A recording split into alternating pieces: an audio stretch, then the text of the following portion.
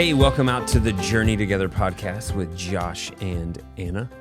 We are talking about one of our most enjoyable, this is probably going to be my favorite podcast we ever do in the history of podcasts, because we're talking about adventure planning today. Okay, why are we talking about adventure planning? I feel like we need to let everyone know what this means to us. It's our joy. This is what excites us, of just doing life together. And then on top of it, having, we talked about this a few weeks ago, but the experiential intimacy side of things, of like every aspect of it, planning it, getting it together. It's like the best things we can do. It's so much fun. Okay, before we got married, Joshua had hiked the Grand Canyon. Yep. You were starting to really get into, outdoorsy camping, hiking. I didn't grow up hiking or camping, but I enjoy physical activity, doing things outside. Yeah. So this is something that I made a decision to come alongside of you, and that we would, as our kids got older, we had 4 kids in 7 years. I had my last child at 30 years old. You were 33. Mm-hmm. As they got older, that this was something we could do together. Yeah. So adventuring for us is a part of our togetherness. Right. And what are you going to get out of this?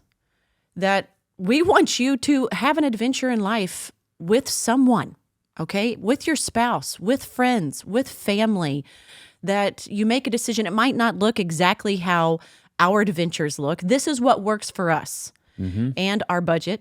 But also we enjoy it. We can do this on a really tight budget.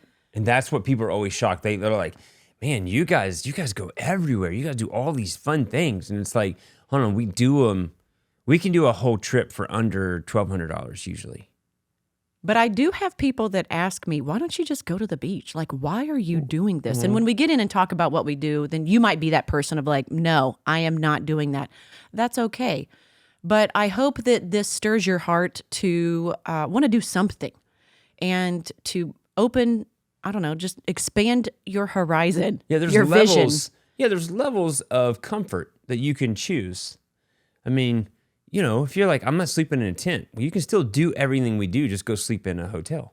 If you're like, I don't want to go hiking, well, you can stay still in a hotel and just see everything from your car. It depends upon how far into the woods you want to go. So it's all your decision. There's always things to do. You can actually apply how I plan a trip in the same way of go to Jamaica or, some type of island resort. I mean, it's always up to you, and it always depends upon where you are financially as well. But if you're like, hey, we're really talking to those individuals that are on a tight budget, you have a lot of children, or even if you're single out there and you're listening and you're like, all right, how do I do this? You can still follow this plan of how we do it. One thing cool about adventuring together, part of the planning is part of the fun. I enjoy the planning. This is something that I've even told Josh, I want to plan together because this is fun for me. Mm-hmm. And this past year, we went backpacking for 6 days. We did the Ray Lakes Loop in California. It was amazing. And so we had to have our bear canisters because you have to. You're in bear country. We've got our backpacks. So that means we're packing all of our food, meal planning, making sure that we've got everything that we need. And that is equally as much fun as getting started on the trip. Yeah. It's fun to do life together. Yeah. So here's some starting suggestions for you. Mental starting suggestions. Because a lot of times you'll be like, man, this is overwhelming. I don't know how I could do that. Whatever the case may be.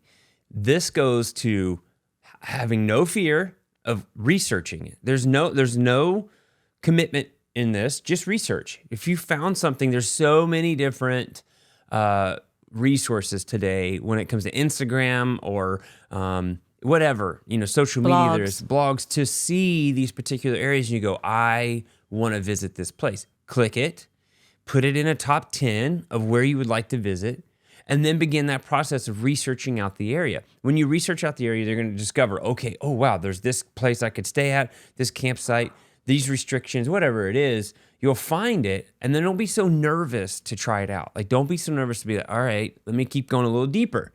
How much is it going to cost? Begin to set, all of this into place of like, okay, this is going to cost this much, a plane ticket, whatever. Who can go with me? Who's going to be my travel buddy or whatever? And then try it. It's not going to hurt. Like, try it out. So I have a lot of people come up to me and they'll be like, all right, man, my wife would never do this. Or the wife will say, I would never do this. And I have had the privilege to take these individuals on trips, and they always end up going, that's not what I thought. This was awesome. Oh my gosh, this was beautiful. Like, I loved it. Because they realize that it's not as rugged as you think. Like, my dad, I remember the first time I was like, Dad, I really want you to go on this trip. And he was like, no way, I'm not doing that. I'm not sleeping in a tent. When we were finished, he was ready for the next one because it was that fun. And that's the changing that you need to have. Let's try it. Let's try it. What's it going to hurt? What's 1 week out of your life? Or maybe do a small weekend trip. What's one weekend? Try it. Now, could you have a bad camping experience? Have we ever had a bad camping experience? Yes. Sure. There was one time that the weather just turned and all of the campsites were full where we were supposed to camp. We were unable to do it. It was snowing. It wasn't a good situation. So we decided to travel off the mountain, find a new campsite, and we found one in the dark in torrential rain, woke up the next morning to a chihuahua, and I don't even know what was going on around me. 100 children running around trying to chase a chihuahua. But we did laugh. In the middle of it, it was not fun. I'm pretty sure I said something really unkind to you that night that I had to apologize for because I was so tired and car sick from the traveling. But we laughed about it at the end. That's an adventure. There's always going to be moments that aren't great. It just happens. But for me, it was saying, I want to do this. I want to try this. And there were things I had to pray out. When we first started camping and hiking, I'm a side sleeper. I did not enjoy sleeping on the ground. Of course, we have a sleeping pad, like a backpacking sleeping pad, good quality stuff. But it hurt. I was not sleeping well. So I would leave our 4 kids tired after planning for them to be home with grandparents to then camping and not sleeping and then come home tired. I know this isn't helping your decision right now, but I had to really say, God, I enjoy this, but I need to sleep better. Help me to sleep better on these trips. Show me how to do this. I got a better camping pillow. I got a really nice sleeping bag. Like, I had to figure out my things that worked for me. And I sleep well now. Like, there's some trial and error. So don't just give up because of a moment. Yeah. If this is something that you and your spouse can enjoy, press in. Figure it out. We're talking about adventuring. We're talking about hiking. We're talking about camping, doing something outside your norm if that's you. And it is going to take a little bit to find your flow. Yeah. That's okay. Be flexible. Yeah, we had to learn to invest into ourselves in the experience over time. So no, we weren't financially able to go out and buy all the cool stuff right out the gate with like, hey, let's buy the best pillow, let's buy the best sleeping bag. But we started collecting those things slowly, and that created a better experience and enjoyment in what we're doing.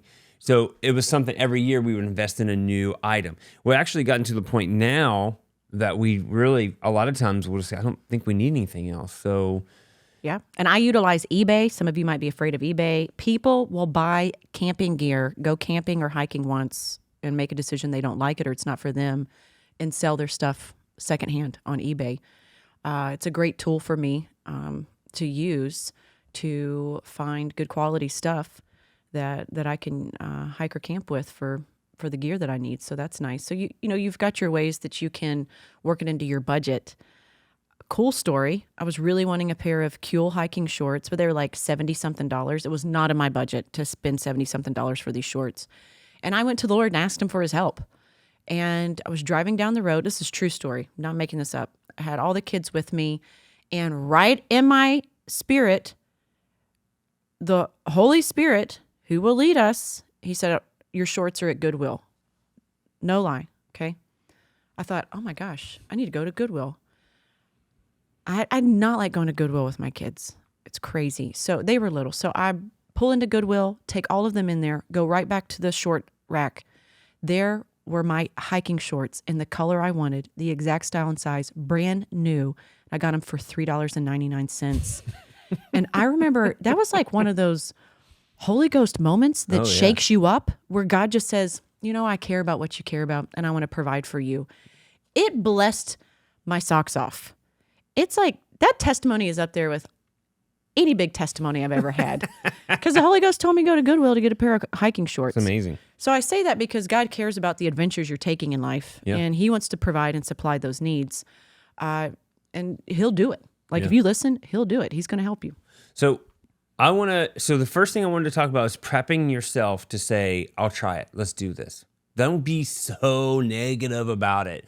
Like, because I guarantee you're going to love it. You're going to see things you've never seen before, and it's beautiful. Okay, so this is prefacing that. Now the next thing you need to do, here you go. I find at least 2 to 3 locations that I want to go to. I start thinking about the 2 to 3 locations, and then I say, all right, what do I want to get from this? Is it a long backpacking hike that we're going to be out in the backcountry, or is it more of a sightseeing type of adventure where you're like, we're going to spend 2 days here, we're going to drive so far, and you know, it's kind of the idea of what's settling inside of my want of like, what do I want out of this trip? Because a lot of times we've flip-flopped a lot of different years. Of one time it's going to be backcountry for 3 days, 6 days, or then backcountry meaning that you're going to park your car and you're going to leave your car, and 9 times out of 10, you will not have cell phone service. And you're going to be in that backcountry hiking with all of your needs on your back. Right. So that's what we did this past September. Yes. We did 6 days. The Ray Lakes Loop, RAE, in California. We started on the Independence side in Onion Valley. Yeah. Found a cool Facebook group, actually, that all these people were posting about it. And I told Josh, I was like, hey, this is a full loop. Yeah, so let me stop you right there, because what she's saying is we had 2 to 3 different ideas. Yes. So she started researching. She found the group on Ray Lakes Loop, which then, with their knowledge of the trip, created a comfort in us to go, hey, we could do this. This looks really cool. And then we shifted all of our attention to say, we're going to do the Ray Lakes Loop. Yes, and to getting those permits and to planning that trip. On the other side, a couple of years ago, we were supposed to backpack, but because of the fires in Yosemite, we had to quickly switch our trip in the airport. And we did a day-by-day camping, tent camping trip, driving in our vehicle in Utah. And we did all of the major national parks in Utah. And it was a really fun trip, and we saw some cool things. So it was driving each day. We put in 2 hotels so we could get clean. And then the rest, I think we had, 5 to 6 days in a tent, maybe 1 or 2 days in a hotel. Yep. We went from site to site, got our tent camping sites, and just went and hiked for the day, came back to our tent. And some of the camping sites we stayed at, actually only one campsite had a shower house. Yep. It was amazing. It was like the coolest place on the planet. But okay, we'll get that in a second. When I decide that we're going to do this one trip, now, let's use. Well, I won't use a trip for an example, but I'll just say that we would plan this one trip. We go, all right. We decided now we're not going to, stay in the backcountry or whatever the case. We're just going to stay there and kind of travel around that particular area. What I've done now is then I'll look at a particular season that you should visit, because that's important. You'll see everyone's opinion, when you should visit this, when you shouldn't visit that. And it's usually due to weather, due to bugs. So yeah, if you could go, a lot of times people won't even research that stuff out. And then what they'll do is they'll get there and they'll just be, entrenched with bugs. And then they're like, I hated it. Or snow. They went in, the snow hadn't melted. Right. So then you need to find that season. Now beware. So trip planner, beware. because everyone then knows that this is the particular season to go. And then it's hard to get permits, it's hard to get campsites, it's hard to everything. And then when you get there, it's overpopulated, it's overran with people everywhere, and then it's not enjoyable. I mean, Zion National Park is beautiful, but it is just overwhelming. It can get really busy. Busy in the heavy traffic season is busy. And I mean, and then it becomes miserable because it's like you're in New York City outside. Do you feel like you need to have a second option? If I know you're going to say yes, but if your first option, when you go in to put in permits, if it's somewhere you need permits and you recognize, oh, I can't get these permits because it's so popular. Yeah. We've had that discussion where we need to have a backup plan ready in case we can't get trip A. We need to have a plan for trip B if you're going to be camping and hiking. Because especially during the pandemic, camping and hiking became very popular. And it became more challenging at times to get these permits to some of the places you want to go to. Oh, yeah, it was brutal. So you had to have a plan B. Yeah, because sometimes the prep and planning is way ahead of time. So don't think you can just be like, let's go to Yosemite next week. No.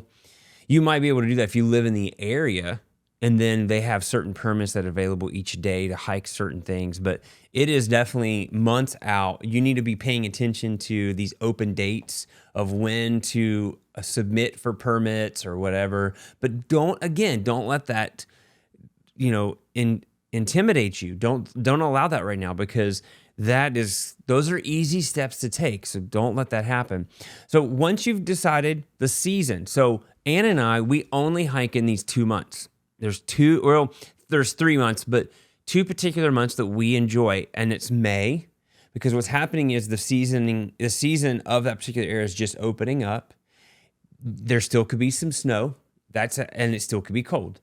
And we've learned to be okay with that because we've experienced the overpopulated, overran areas, and we would endure the winter weather over dealing with people everywhere because it just makes it unenjoyable. And then we've chosen September, which is at the end of the season. So what happens at the end of the season, again, it's September and October. So that's like 3 different months there we've chosen to hike in.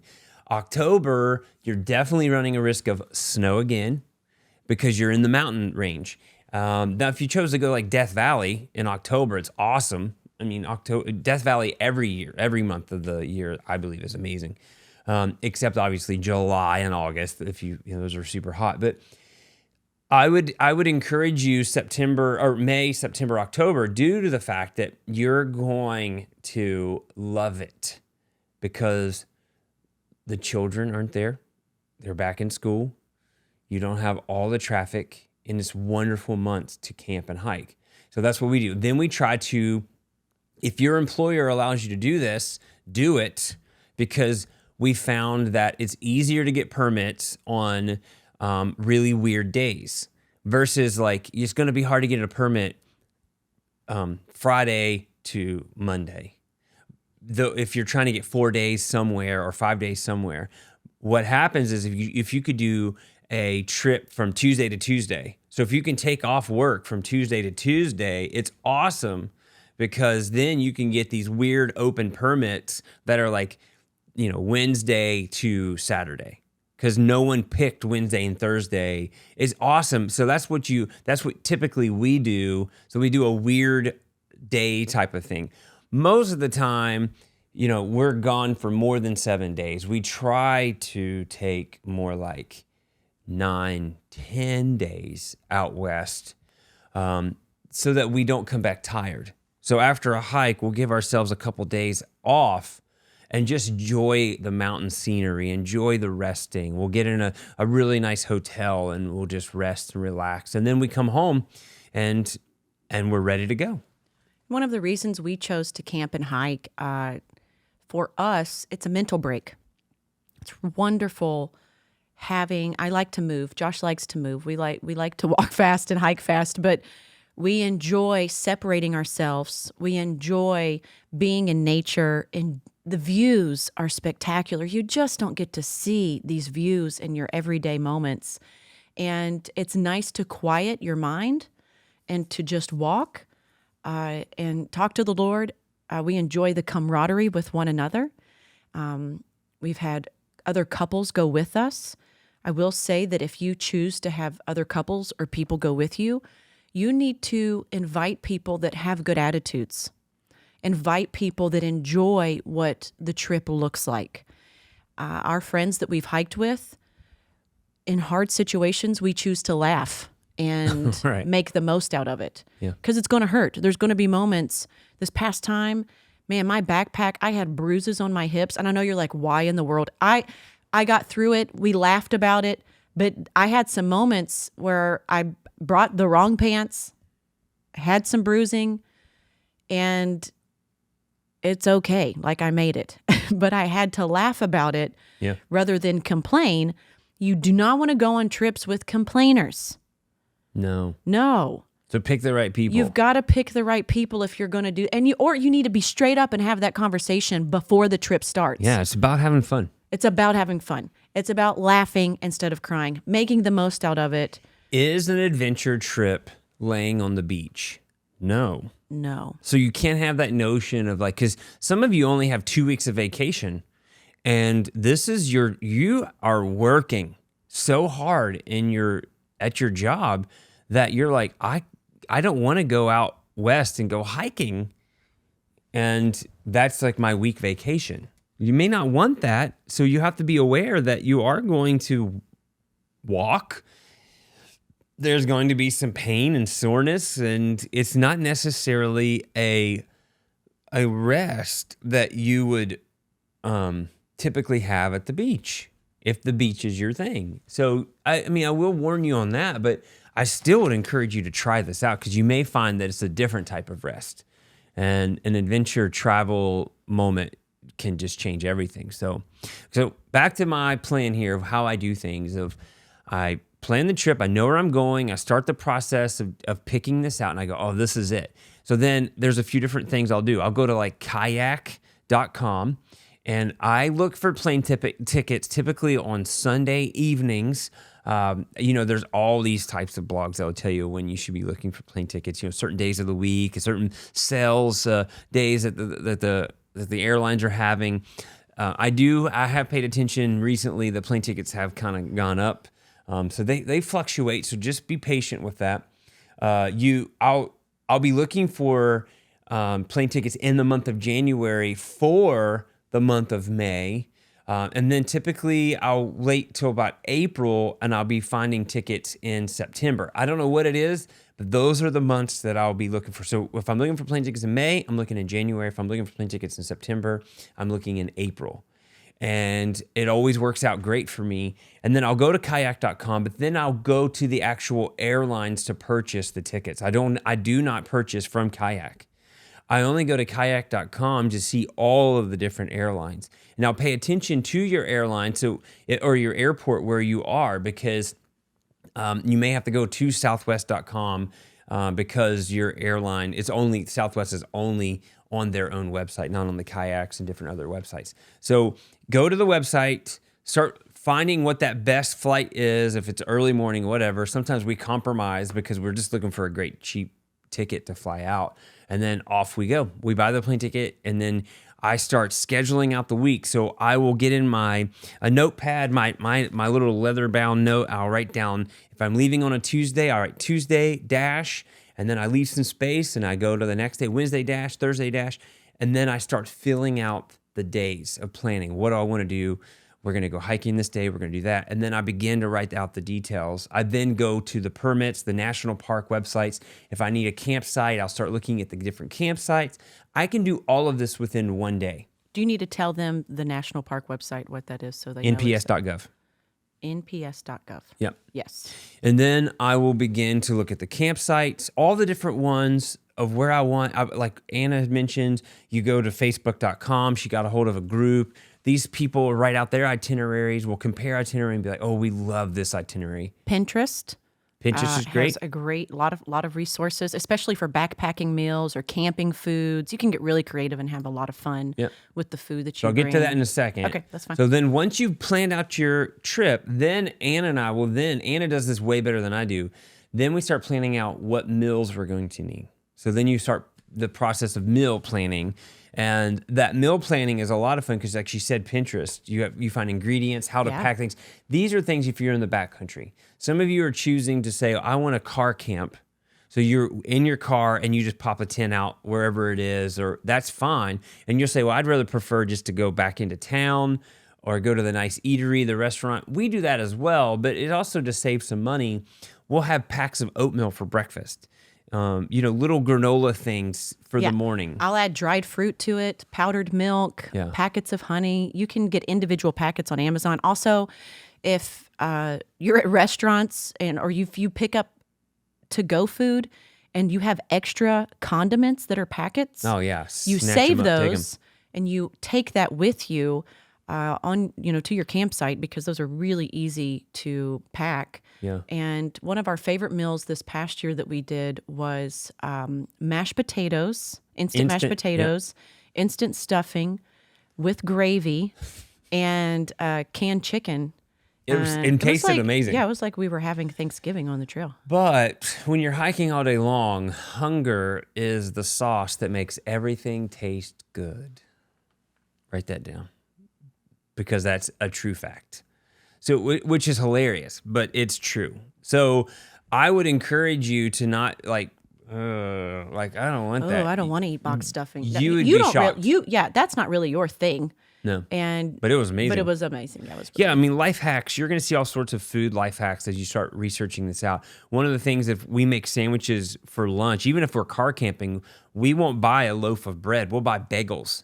Because what's great about a bagel is it doesn't get smashed and it's dense where you get a lot and it'll fill you up. Yeah, or tortilla wraps. We buy the fiber tortilla wraps and we fill those up. Yep. So you're gonna love researching out the food aspect of it. It's fun. Yeah, so don't let that discourage you. Then comes the gear and equipment, because as you start planning out your trip of what you're going to do, you can beg and borrow from your friends as well. So you can say, hey, aren't you guys campers? Do you guys have this? Like, ask if you can borrow it. Borrow some of these items because you don't want the cost to be so elevated that it discourages you from being able to go. One thing you have to have are good shoes.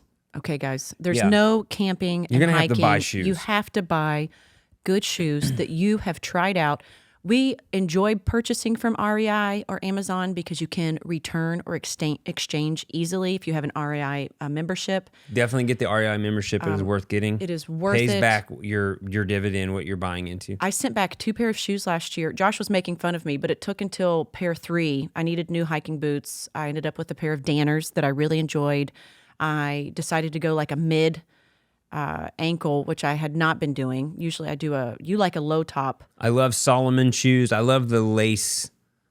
Where you don't have to tie. Yeah, the lace system that the Solomon shoes But I enjoyed my Danners, no blisters. I found some really great blister pads, though, for when I do need something like that. But great hiking shoes and great socks.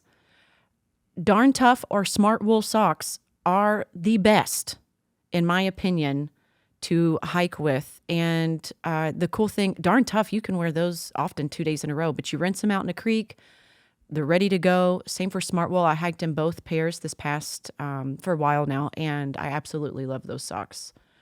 They're really nice. Yeah. They're expensive. Sometimes they go on sale. I've bought those on eBay, new, not used, and gotten them $5 to $6 cheaper than what you would at another store. Yeah. So don't be afraid to ask a friend to borrow some items. Don't be afraid to use eBay. Know that you're going to have good shoes. You're going to have a few good things, especially like a good outdoor puff jacket that's lightweight that you can take off and put on. Layers are really important as you begin to plan. So if it's going to be cold, have layers. You know, it's funny. We always say every single year we always overpack and we pack too much clothing. And it's sad because we're like, why did we bring all this stuff when we wore the same shirt every day? You think that you're going to change, but then you realize why. Now, at nighttime, we change into different sleeping wear. Yeah, I wear shorts. Because you feel better. Yeah, you definitely feel better. But some of the brands we love, I like Eddie Bauer. It's quality clothing. LL Bean, your jacket that you have right now is Marmot. It's a great jacket, of course. Patagonia. I mean, these are great quality brands that last for a long time. I have a pullover that I love that's made by the what's the company called? I forget right now.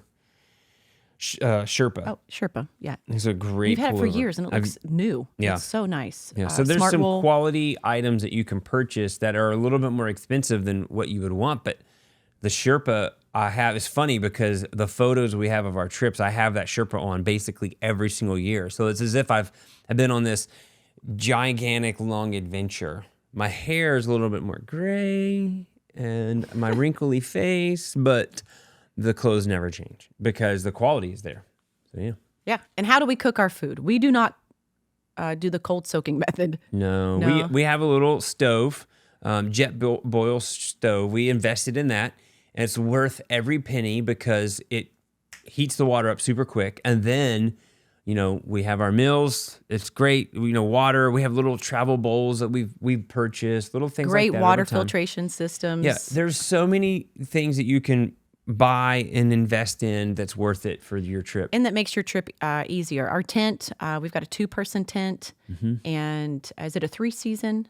Yes, 3 seasons. So you'll pay attention to the seasons because it's based upon climate of your comfortability and where you're going to go. Pay attention to that. I would always encourage you at least buy 3-season. If you're going to, if you love the cold, buy 4-season. And our sleeping bag is rated. I have a 3-layer sleeping bag from North Face. Yours are 17 degrees. It's rated. So. Yeah, and it's great. Yeah, so it's really such a great thing to do. So if you're curious on some of our adventures, you can see some of our photos on unsplash.com. So I upload a lot of our photos there. It's a great site just for photos, but unsplash.com/hammy at Hammy, HAMMY, and you can see all of our adventure photos. You can see a link if you're on the YouTube here. Click down and you'll click And we'll that. post some pictures on the blog as well. Yeah, but our adventures, man, we've gone everywhere. We've gone to Canada. We've gone to Banff. We've gone to... We were supposed to backpack Tonquin Valley, and a snowstorm blew in last minute. Yep. We woke up to a foot of snow, and it was cold, guys. It was very cold. We were pretty sad. The loop we were going to do, we were going to see some wonderful wildlife. We ended up in some chalets there. These beautiful cabins. In Jasper, in Canada. And the trip changed. It was still an adventure, but it was a great adventure. Yeah. I've been to Glacier. I've been, Mount St. Helens. I mentioned that earlier. Mount Whitney in California, which is the highest peak in the lower 48. Anna and I have summited that once. We've hiked it multiple times in the area. The Ray Lake Loop Trail that we just mentioned, that's also in that area. We love Bishop, California, Alabama Hills, which is located in Lone Pine, California. We love those locations. Death Valley is one of my favorite national parks.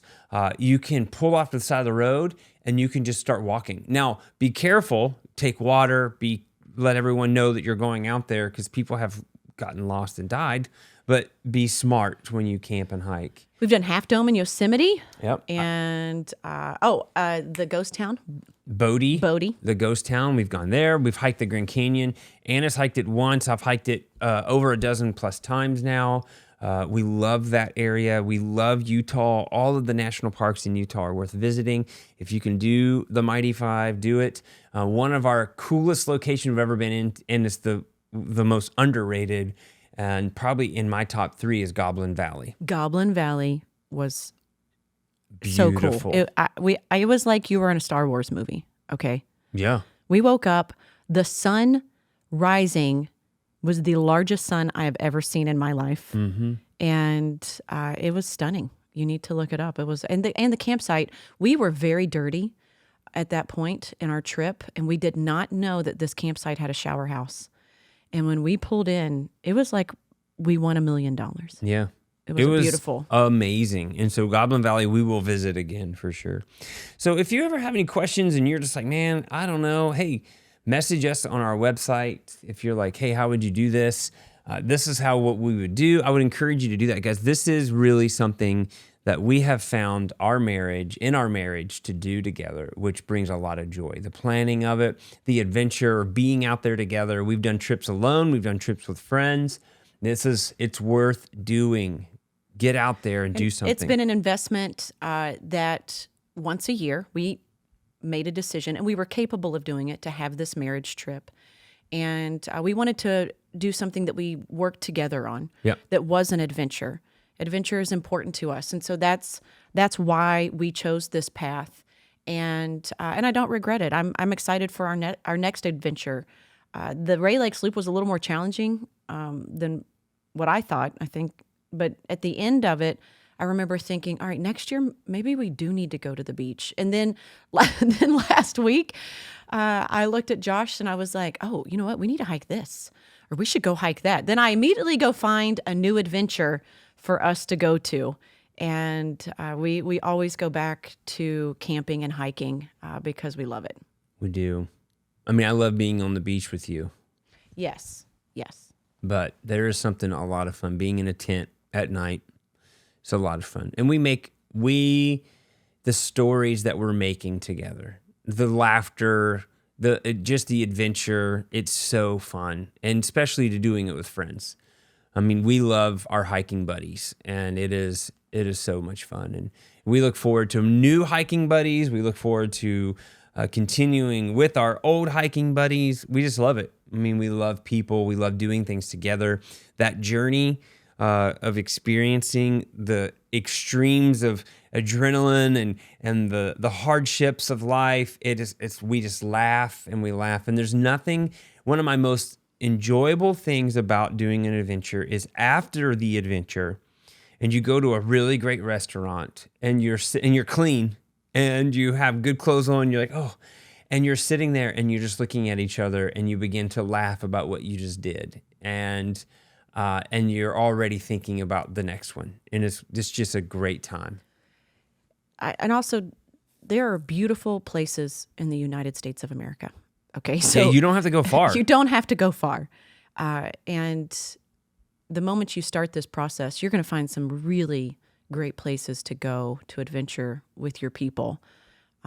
We've taken our kids out west. We had a blast with them. We look forward to taking them again, and we encourage you to do this. Also, if you're interested on finding out more about our gear, let us know. That could be something that we could put out as well. We'll put a list of our gear out there, but there's a lot of gear we're going to leave out because we just can't remember it all. But we have collected a lot of gear.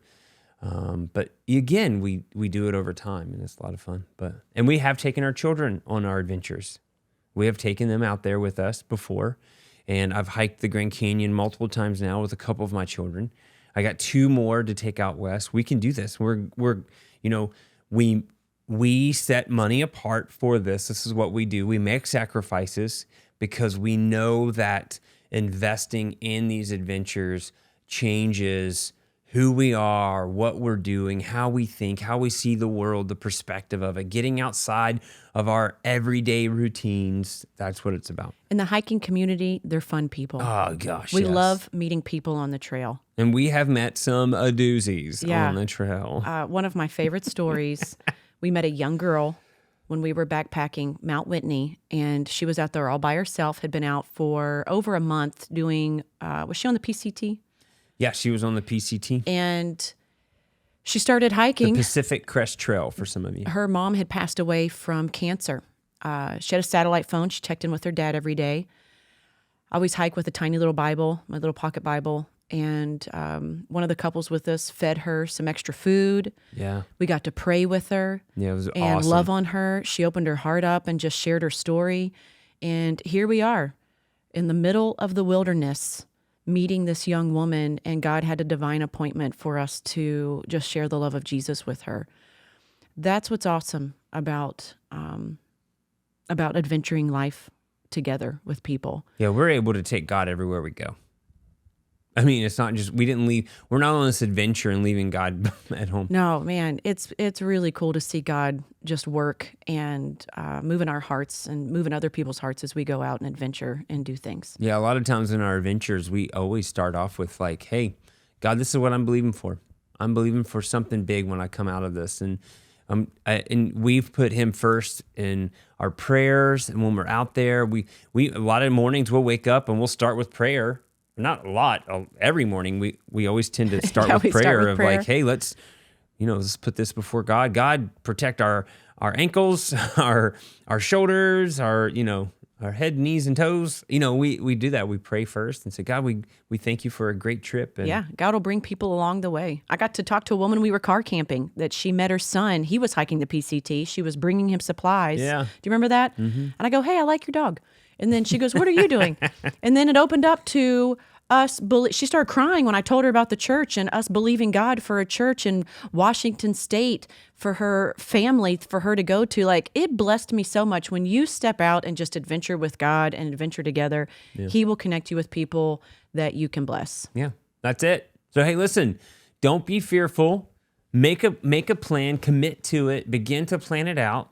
Find all the resources out there. There's so many different ones. Begin to collect items, and then set sail with a good attitude and invite people along the journey with you, and you're going to love it. You're going to have a blast. All right, guys. Enjoy today. Enjoy tomorrow. We'll see you guys next week. Bye.